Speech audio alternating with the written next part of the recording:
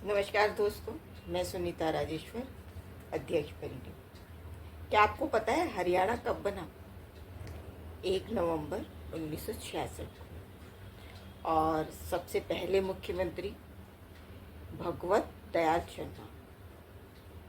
फिर इसके बाद राव वीरेंद्र सिंह, बंसीलाल जो कि 3 बार मुख्यमंत्री रहे, बनारसी दास गुप्ता, देवीलाल ये भी कई बार मुख्यमंत्री रहे, भजनलाल बिश्नोई ये भी 2 बार मुख्यमंत्री रहे, ओम प्रकाश चौटाला, भूपेंद्र सिंह हुड्डा ये भी 2 बार मुख्यमंत्री रहे।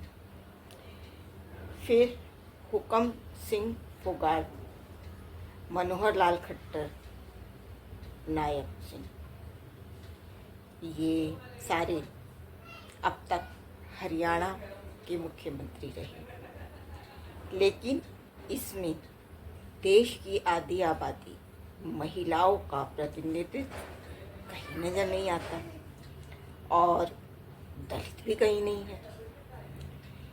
बार बार चिल्ला चिल्लाकर बताया जाता है कि दलित सक्षम हो चुके हैं, महिलाएं आसमान छू रही हैं। इसके बावजूद हरियाणा में क्या एक भी महिला या दलित काबिल नहीं है, या फिर उन्हें पीछे धकेल दिया जाता है? और यह कमोबेश सभी पार्टियां कर रही हैं। ऐसे में एक महिला जो कि समाज में दलित कही जाने वाली जाति से है, 6 बार की सांसद है और मंत्री भी रही है, और सबसे बड़ी बात, एक जात नहीं 36 जात को साथ लेके चलने की बात कहती है। मुझे तो यह बात बहुत अच्छी लगी कि कोई नेता किसी एक जाति या धर्म से नहीं, अगर 36 जात को साथ लेके चलता है तो ये बड़ी बात है। इनका ये वीडियो देखिए। कि नहीं है, बिल्कुल इच्छा है। और लेकिन मैं ये भी कहूँगी कि केवल शैलजा की इच्छा नहीं, ये एक स्टेट में बदलाव, व्यवस्था की बात होती है तो कई चीज़ें होती हैं। तो और मैं बार बार कहा भी, 3-4 बार कह चुकी हूँ और शायद इंटरव्यू में और कई बार कहना पड़ेगा मुझे कि हम जो राजनीतिक जीवन या राजनीतिक रास्ता तय करते हैं उसमें बहुत से लोग साथ जुड़ते हैं। हम एक विचारधारा विद इन पार्टी भी कई चीज़ें होती हैं, वर्टिकल्स होते हैं, तो सबको लेके हम साथ चलते हैं। और लेकिन शैलजा की लड़ाई केवल अपने लिए नहीं है, शैलजा की लड़ाई छत्तीस बिरादरी के लिए है। शैलजा की लड़ाई एक जिसको वीकर सेक्शन बोलते हैं उसके लिए है। शैलजा और उस वीकर सेक्शन में केवल उस समुदाय की बात ना करें जिसमें मैं पैदा हुई हूँ, लेकिन जेंडर की भी बात करें। आप और हम जहाँ बैठे हैं, महिलाओं के लिए, महिलाओं का जो आधा हिस्सा है, तो महिलाएं भी आगे बढ़ती हैं। तो हर तरह की बात है, उसमें कोई ऐसी बात नहीं है। तो राजनीति में संघर्ष होता है अपने लिए और अपने साथियों के लिए और विचारों के लिए, तो वो तो चलता है। तो कब क्या बात हो वो अलग चीज़। तो सिर्फ दलित समाज की नहीं, आपको लगता है कि महिला के तौर पर अगर देखें तो एक ही मुख्यमंत्री अभी पूरे देश में है, ममता बनर्जी, जो एक महिला आतिशी अभी बनी, अब आतिशी दिल्ली की बनी है। अब तीसरा मौका क्या आपको, हालांकि वहां पर तो उस पर मैं चर्चा करूंगी कि वो कितना काम संभालेंगी और कितना, मतलब क्योंकि उन्होंने खुद ही कहा है मैं भारत की तरह इस कुर्सी को रखना है, ये कुर्सी केजरीवाल जी की, वो बात की बात है। लेकिन आपका मन कचोटता है कि एक महिला को, एक दलित समाज की महिला को, लगभग 20 से 21% दलित वोटर्स हैं यहाँ पर, उनको कहीं पर साइडलाइन किया जा रहा है। नहीं, मैं कहती हूँ कि ये तो एक चीज़ है। ये जैसा मैंने कहा, दिस इज़ अ जर्नी, एक ये रास्ता है। तो ठीक है, एक चुनाव में अगर मुझे टिकट नहीं मिली तो उसका ये मतलब नहीं है कि मेरा वजूद ख़त्म हो गया है या हमारे लोगों की जो सोच है वो ख़त्म हो गई है, ऐसा नहीं है। अब ये संघर्ष है, संघर्ष जारी रहेगा, उसमें कौन सी बात है। आपके इस मुद्दे को तमाम पार्टियां भुनाने की कोशिश कर रही हैं, मैं एक एक करके आऊंगी। सबसे पहले शुरुआत मायावती जी से करते हैं। उन्होंने कांग्रेस पार्टी पर सीधा हमला बोला है, 6 ट्वीट्स किए हैं सिर्फ आपके लिए। ये पार्टियां अपने अच्छे दिनों में फिर इनको अधिकांशतः दरकिनार कर देती हैं, दलित नेताओं पर उनका यह है, तथा इनके स्थान पर फिर उन पदों पर जातिवादी लोगों को ही रखा जाता है, जैसा कि अभी हरियाणा प्रदेश में भी देखने के लिए मिल रहा है। वो कह रही हैं, ऐसे अपमानित हो रहे दलित नेताओं को अपने मसीहा बाबा साहब भीमराव अंबेडकर से प्रेरणा लेकर खुद ही ऐसी पार्टियों से अलग हो जाना चाहिए तथा अपने समाज में फिर ऐसी पार्टियों से दूर रखने के लिए उन्हें भी आगे आना चाहिए। इस पर आपकी प्रतिक्रिया? सबसे पहली बात, बाबा साहेब केवल दलितों के नेता नहीं थे, वो देश के नेता थे। केवल उनको दलितों के साथ सीमित नहीं कर सकते उनकी पर्सनालिटी को, क्योंकि सभी लोग, सभी समुदाय दादा साहब को मानते हैं, जो हमारे संविधान के निर्माता रहे, मुख्य निर्माता रहे। तो केवल दलित उनको कहकर एक तरफ रखना ये घोर अन्याय है, मैं समझती हूँ। दूसरी बात, देखो, राजनीति में हर एक पार्टी सोचती है कि हम कहाँ क्या करें, तो किस मुद्दे को पकड़ें दूसरी पार्टियों को। तो आज इनको लगता है कि इस मुद्दे पर वो बोल सकते हैं, तो चाहे बीएसपी हो, चाहे कोई हो, वो इस मुद्दे को वो करने की कोशिश करते हैं। पर मैं कांग्रेस पार्टी की ओर से कह सकती हूँ कि कांग्रेस पार्टी में पूरा मान सम्मान होता है, ऐसी कोई बात नहीं। यहाँ तक हम पहुँचे हैं, लग रहा है दिल पे पत्थर रख कर आप बोल रही हैं ये बात। नहीं, पत्थर रख के आज के दिन शैलजा जहाँ पहुँची है वो पत्थर रख कर तो पहुँची नहीं। हो सकता है औरों के दिल पर पत्थर पड़े हों लेकिन मैंने कभी इस रास्ते को, और मैं हमेशा कहती हूँ आपको, मैं बोलूँगी कि और साथियों को भी जो भी राजनीति में आते हैं, कि ये मत समझिए कि आपकी राह आसान होगी।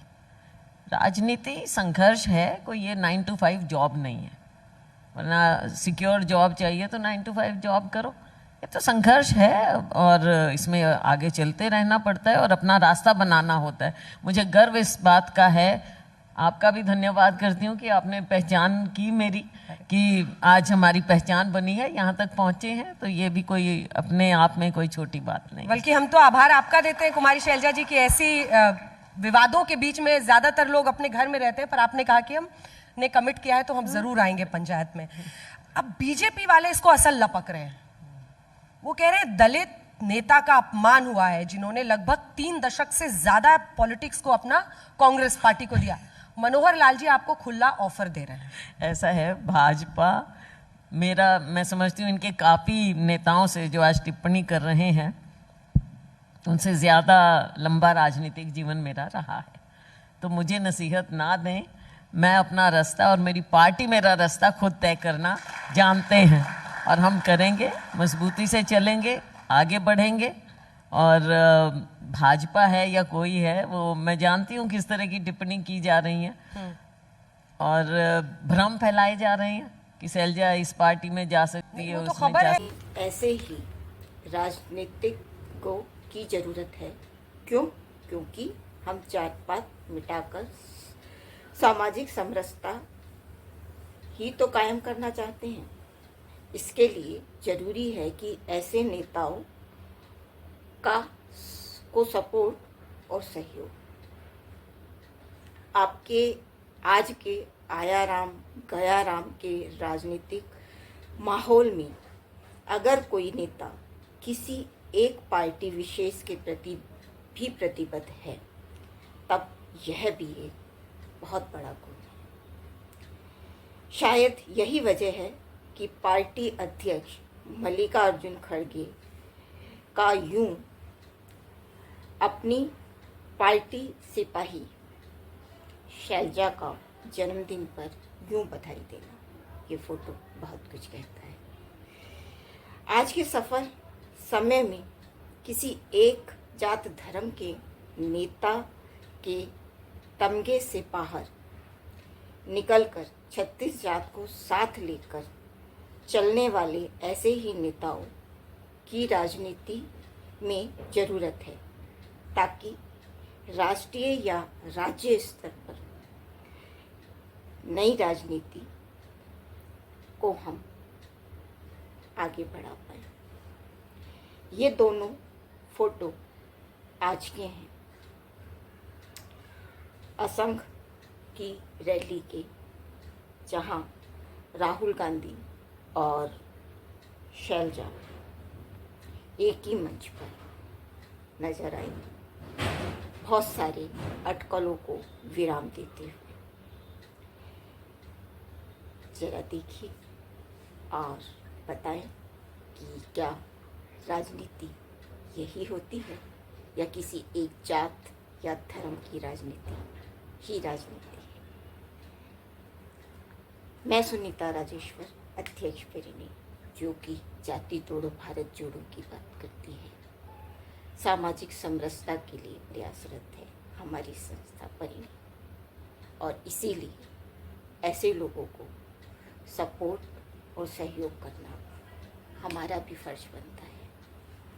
तो क्या देश की आधी आबादी हम महिलाएं जात धर्म से ऊपर उठकर ऐसी महिलाओं को सपोर्ट कर रही हैं, और ये राजनीतिक दल अपनी अपनी राजनीति गलियारों से बाहर निकलकर क्या कहीं पर राजनीति से ऊपर उठकर कहना नहीं, करने की राजनीति में विश्वास करते हैं।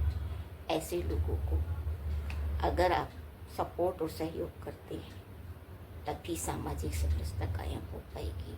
वोट बैंक की राजनीति नहीं, वोट बैंक से ऊपर उठकर लोकतंत्र की राजनीति। मैं सुनीता राजेश्वर, अध्यक्ष परिणी। जय हिंद, जय